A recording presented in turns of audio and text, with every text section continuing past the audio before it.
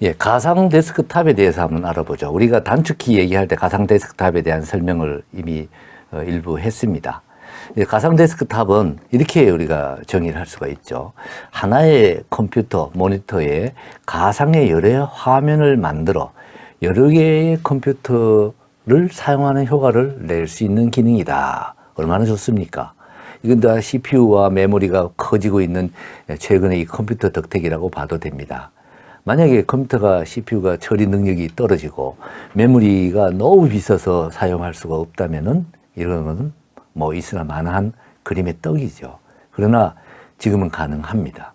그래서 업무 성격에 따라서 요 화면에서는 회사 일을 하고 요 화면에서는 개인 연구를 하고 요 화면에서는 게임을 하고 이렇게 데스크탑을 따로 설정을 해서 각각 하고 있으면서 요거 할 때는 일하다가 그 다음에 게임하다가 연구하다가 아니면 여기 또 게임하다가 이렇게 왔다 갔다 화면을 한 개 컴퓨터에서 여러 개의 컴퓨터가 있는 양 우리가 작업을 할 수가 있다라고 하는 것인데 아까 우리가 단축키를 얘기를 할 때에 작업 보기를 통해서 하면 손쉽다. 물론 이걸 다 기억하면 좋겠죠.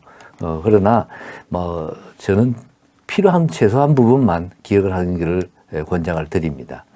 그래서 필요한 최상의 기능이라는 것은 가상 데스크탑 쪽을 이렇게 이동해주는 이런 기능은 좀 외워놓을 필요가 있다. 윈도우 키 컨트롤 누르고 좌우 왼쪽 방향 오른쪽 방향 이렇게 하면 좋겠다라는 겁니다. 자, 이렇게 해서 가상 데스크탑 기능인데 우리가 한번 실습을 한번 해보죠. 자, 여기서 작업 보기를 선택해서 들어갑니다. 예. 그러면은 여기 지금 데스크탑이 하나밖에 없어요. 그러면 새 데스크탑을 하나를 추가를 하겠습니다. 여기 하나 됐어요. 또 하나 더 추가할까요? 네, 하나 더 추가하죠. 그러면은 조금 전에 여기에서는 그 두 번째 데스크탑이에요. 화면에. 여기서는 우리가 연구를 한다 해서 엑셀을 하나 띄우죠. 엑셀을 띄우고 또 엑셀 파일로 해서 뭐 그래프도 그리고 뭐 여러 가지 작업을 합니다. 그리고 또 회사에 발표를 하기 위해서 파워포인트도 작업을 해야 되겠네요. 예, 파워포인트도 여기서 작업을 합니다. 예, 새로운 파일을 하나 만들어서 씁니다. 그래서 뭐 이런 파일도 만들었습니다. 지금 만들고 있는 중이에요. 네, 만들고 있습니다. 이렇게 하고 그 다음에 그래서 이동을 시킬 때는 여기에 해당되는 앱을 이렇게 집에서 옮겨주면 됩니다. 여기 두 번째 데스크탑에 이 파일을 올리고 첫 번째는 이런 것이 있고 두 번째 이렇게 있고 여기는 뭐 게임 같은 걸 하나 올리려고 하는데 무슨 게임이 있을까요? 뭐 무슨 그림 그리다 만거 하죠. 그래서 여기서 뭐 이런 그림을 막 그리는 파일이라든가 뭐 음악을 한다든가 뭐 이런 것을 이 데스크탑에다 올렸습니다. 사실 따져보게 되면은 여기에서 작업 보기를 한번 슬쩍 들여다보면은 세 번째에는 이런 프로그램이 돌고 있고 두 번째에는 엑셀도 있고 파워포인트도 있고 첫 번째는 지금 우리 수업하고 있는 내용들이 여기에 이렇게 적용됩니다. 그래서 여기 옮기고 싶을 때는 여기에 파워포인트 말고 엑셀은 말이야 저쪽 세 번째로 데스크탑 옮기고 싶어. 어떻게 해요? 여기서 시작해서 작업 보기에서 요 두 번째에 가서 클릭하면 요거 엑셀이지 않습니까? 엑셀을 왼쪽 마우스 왼쪽 버튼으로 끌고 여기다 옮기면은 이제 요쪽에 이 데스크탑에 엑셀이 와 있습니다.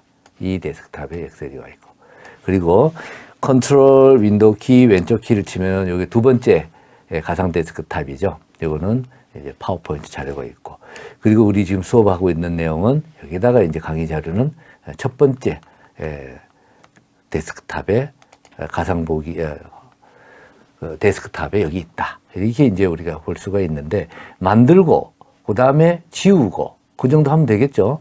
자, 여기서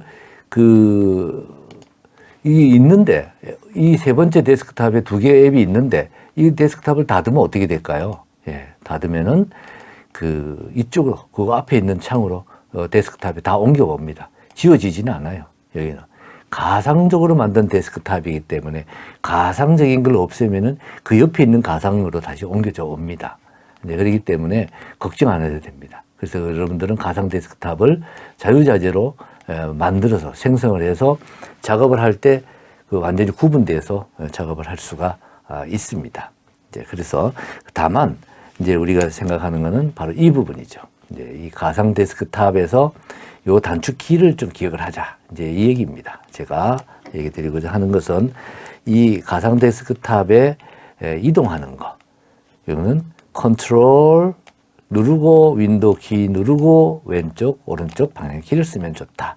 뭐 닫기 아니어도 좋습니다. 그냥 한번 잠깐 띄엄띄엄 쓰는 거기 때문에. 근데 가상 데스크탑 창은 자주 쓰지 않습니까? 이렇게 이거 쓰다가 이렇게 왔다 갔다 할 수 있지 않습니까? 자, 이렇게 하는 것이 가상 데스크탑이다 라고 하는 얘기를 드립니다. 요거는 한 개 컴퓨터 내에 가상적으로 여러 개의 화면을 만들어서 사용하는 방법을 얘기합니다.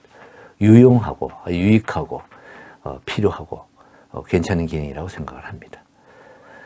자, 그 다음에 비슷한 용어인데요. 원격 데스크탑 이렇게 되어 있습니다. 원격 데스크탑이 있습니다. 원격 데스크탑 기능은 로컬 컴퓨터라는 말과 그 다음에 원격 컴퓨터라는 말이 있습니다. 보통 우리가 얘기할 때 로컬 컴퓨터라고 하면은 내 컴퓨터, 내가 지금 쓰고 있는 컴퓨터를 우리가 로컬 컴퓨터라고 그럽니다. 예를 들어서 이건 내가 지금 컴퓨터를 이걸 쓰고 있어요. 근데 네트워크 연결이 되어 있습니다. 근데 원격 컴퓨터, 멀리 떨어져 인터넷 연결되어 있는 다른 컴퓨터들이 여러 개가 있습니다. 이 중에 어느 하나를 내 컴퓨터가 접근을 해서 인터넷으로, 네트워크로 접근을 해서 이 컴퓨터에 있는 뭐 디스크나 이 컴퓨터에서 하다만 작업을 냅두고 왔거든요. 그걸 계속해서 작업을 할 수 있게끔 하는 것이 바로 원격 데스크탑 기능입니다. 이거는 어떻게 보게 되면은 그 TCP/IP라고 하는 인터넷의 가장 핵심되는 기능이 이 세상에 출생을 신고를 할 때, 출생 신고를 할 때 이 TCP/IP라는 놈이 하지 않습니까? TCP/IP라는 놈이 출생 신고를 할 때 나오는 여러 가지 응용 프로그램이 뭐가 있습니까? 이메일이라는 게 있죠. 전자우편이에요. 요즘에는 뭐 우리가 네이버다, 구글, 지메일이다 많죠. 그런가 하면은 FTP 파일 전송하기 위한 응용 프로그램도 있었습니다. 그런가 하면은 바로 뭐예요? 텔넷이라고 하는 것이 있습니다.